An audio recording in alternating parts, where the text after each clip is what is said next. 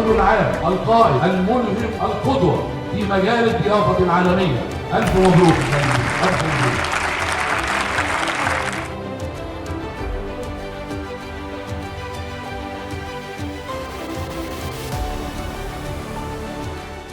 So proud today to start speaking with you in this broadcast while we are here in the Golden Award of the AFASO Golden Award event here in Hurghada at Pic Patras White Beach Resort. We're gonna start, but before starting, I would like to introduce myself. My name is محمد المليجي, Assistant Secretary General for Sustainability and Planning Affairs at AFASO.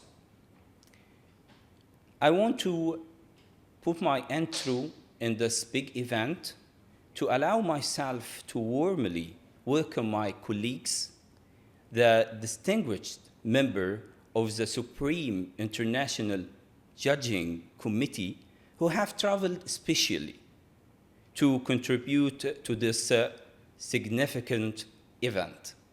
And we will start today with Mrs.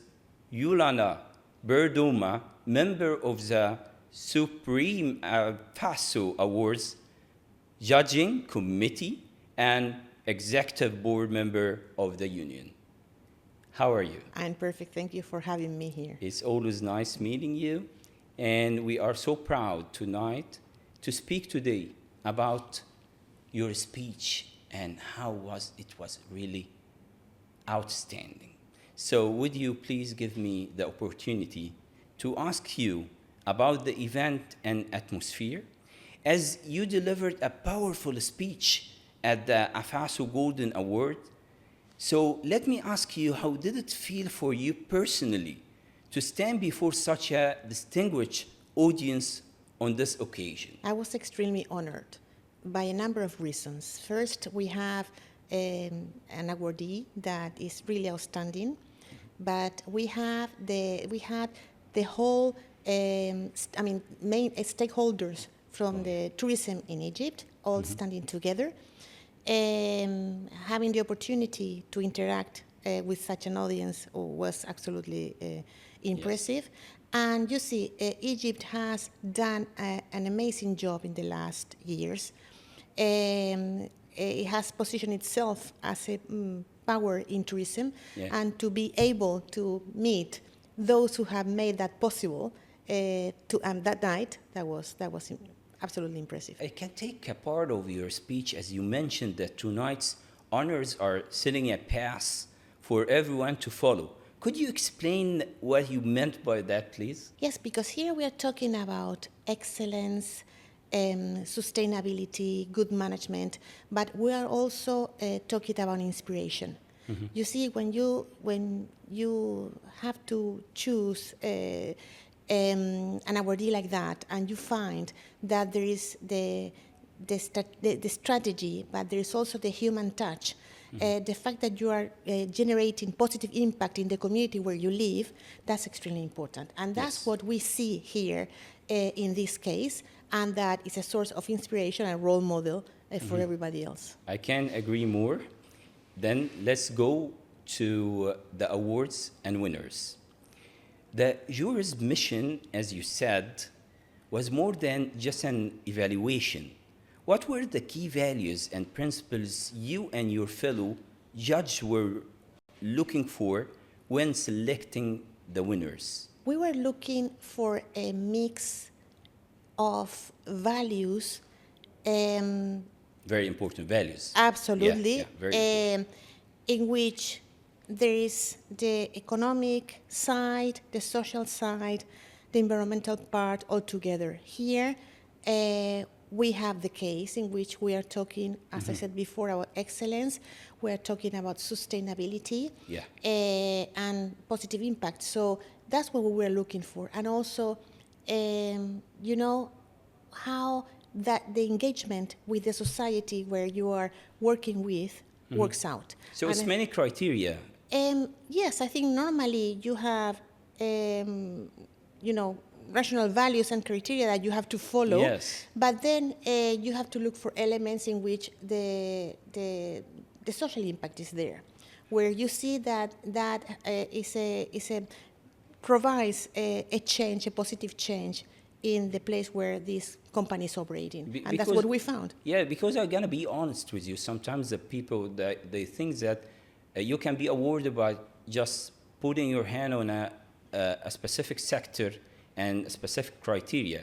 But what I can understand from what you are saying, that it's a lot of things you are looking for and many criteria in different sectors to be awarded. Absolutely, so because really you see, as we see, I mean, tourism is transformative, and it interacts with almost every single party in the value chain, and that's what we're looking at. So that that positive impact is tangible and can be of inspiration for others. Okay, about Mr. Kamel Abu Ali, let me ask you, how do you evaluate the achievement of Kamel Abu Ali as Man of the Year? So this is a great title and a big one. So Man of the Year, best inspirational and leader in global hospitality. Wow. Let me say wow. So would you please tell me how do you evaluate this achievement, please? Well, when you learn about his life and what he has achieved, what you see is that his career is a success story. Oh, yes. And a very rare case in which, in a span of 35 years, you have, such a big company, so successful. Very much successful. Yes, yeah, and then a company that can change a whole country. You know, tourism now is one of the main economic sectors in Egypt. Yes. Not only in Egypt, now he's also working in Morocco. In Morocco too, yes. He has a vision, leadership, managerial skills all together. So I think there are cases in which you have big companies that are successful, and there's a big team behind. Here we're talking about a man with a vision, working in a company. Of course, he has a great team, and what we have also learned is that he really cares about the employees, about the human factor, and that's also extremely important. So yes, I think he's a source of inspiration. I think there are not very many cases like this. So we can say that he totally deserved this award, right? Well, that's what we believe. Very good. Okay, what qualities stood out in Mr. Mohammed Eid Suleiman as work that made him deserving, really, of the title Best Outstanding Marketing and Events Manager? So would you please tell me about what qualities stood out for Mr. Mohammed Eid? I think in his case, what we have seen is that all the marketing they have put together, both digital and traditional, has been extremely successful. And, here what we find is like, a good leader with a big team. I mean, a great team, and somebody with the professionalism of the marketing director. Yeah. And what about, from your perspective, what makes Big Patrice Hotels and Resorts a role model for excellence in hotel investment and management? As a hotel. Yes, of course, a hotel as chain. A resort, yeah. I think the model is very efficient. They have found a niche. They have the right positioning. They have a very balanced mixture of nationalities. They work with very strong partners. And you see, and they really have, I think, they have found the perfect product. Oh, yes. And they are able to satisfy the demand in a great way. I think they have done a wonderful job finding that positioning for the region and for the chain itself. Very good. Let's move together and speak about AFASO. So, AFASO, the Afro-Asian Union. This Afro-Asian Union, which is making really a big progress toward the people who really deserve to be awarded. Let me ask you here, because in your speech you expressed sincere appreciation to Dr. Husam Drouish, the president of AFASO, and the AFASO leadership, okay? How do you see AFASO's role in strengthening cooperation in tourism culture and sustainable development across Africa and Asia? Normally, when we talk about big players in the tourism industry, we think of other regions for some reason. Now, obviously, the Middle East is playing a very important role. But this combination of Africa and Asia, and then in the case of AFASO, they are also very strong in South America, and they have some partners in Europe. That's quite unusual. And I think it provides visibility. With the awards, it provides inspiration. And I think we need institutions and organizations that talk about the topics that matter, that think about the future, and that are able to, to talk about those topics in the best possible way. Okay, and now we can speak about the award itself, because what makes the AFASO Golden Award really unique, okay? We can say, I can use this word, unique compared to the other global awards in the hospitality and tourism sector. Do you have like an idea why it's so unique? I had a conversation just recently with him, with Dr. Hassan, yes, yeah, about this particular matter. And yes, it is quite unique. There is the true will of recognizing those who deserve it. Sometimes people think that because you are successful, you don't deserve recognition, because success itself is a recognition. Because you are already there, you are on the top. If you are successful, why would you do that? Yeah. And that's not, it shouldn't be like that. People and institutions that are very impactful should be recognized. We should be grateful because not only is good for them, it's good for society at large, and like in this particular case. We're talking about a large number of employees and families that are connected to success stories like this one. And tourism, we always talk about tourism as being a transformative force for good. And sometimes it looks like theory, and this, what we're doing here, is practice. It's like a showcasing that, making people understand the importance of tourism now that we're seeing so many challenges over tourism, demand factors that can affect tourism. This is an example of how tourism can really change lives. And those people behind those success stories, those that make it possible, and their teams should be recognized. That's the fact. And it should be absolutely transparent. It is the case of AFASO, and that's the will, showcasing tourism in the best possible way, and the big players in the best possible. This is the role. Absolutely, Yes. yeah. Okay, now, if you don't mind, let us move to your professional journey.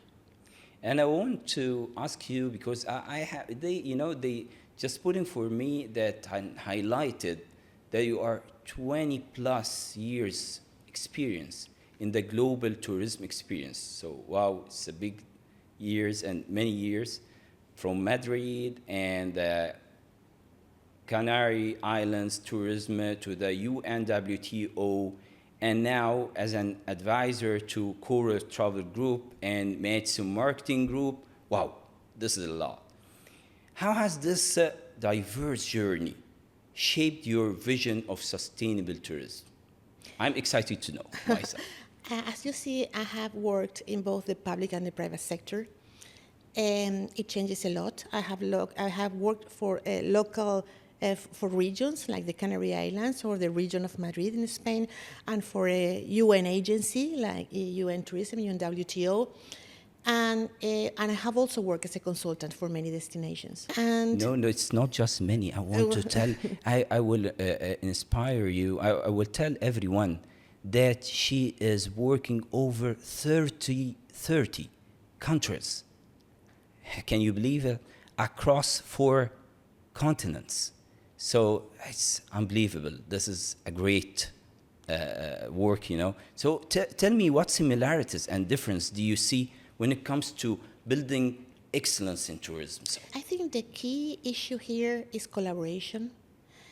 If you only have the leadership of a single person, that's not enough. If you only have the public sector, it's not enough. If you only have the private sector without the support of the public sector, that's not enough either. I think the key factor for success is collaboration, public-private collaboration. I think the key issue here is governance, to have a good governance model that allows that interaction in the best possible way. That, for me, is a pillar.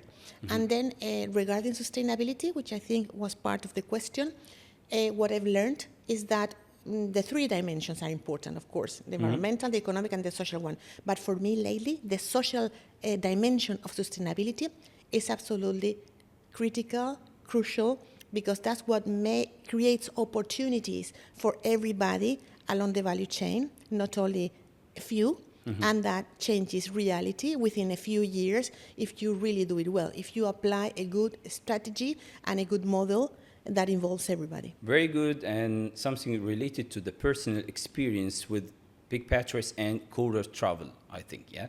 You mentioned that you recently began advising courier travel, which partners with Big Patrice Hotel, right? How do you see this collaboration impacting the hospitality and tourism market? That was quite a coincidence. You know, Coral Travel Group is a very large tourism group. They are tour operators. They also have DMCs. They own their own hotels in Turkey, and they have brands in which they help other hotels to manage their properties. And I'm basically collaborating with a team in Spain. And when I was telling them I was coming to Egypt, they asked me, where are you going? And I said, I'm going to Hurghada. And, you know, because we have these awards and we are recognizing this group and this person. And they said, wow, you know, we are really strong partners of this company and of this wonderful man. And the person who was talking to me had been in Egypt working So they support the idea. Absolutely. And then they were so, the way they expressed how this company works and how professional they are, how inspirational this gentleman is, the way they expressed that to me, I said, okay, I never had any doubt, but this is a clear sign that we are recognizing the right people here. Then let me whisper to Big Patrice, oh, you have a lot of fans, so you have to be proud, right? Okay, shall we move and ask now you about Dr. Hussam Drouish? Of course, with pleasure. Yeah.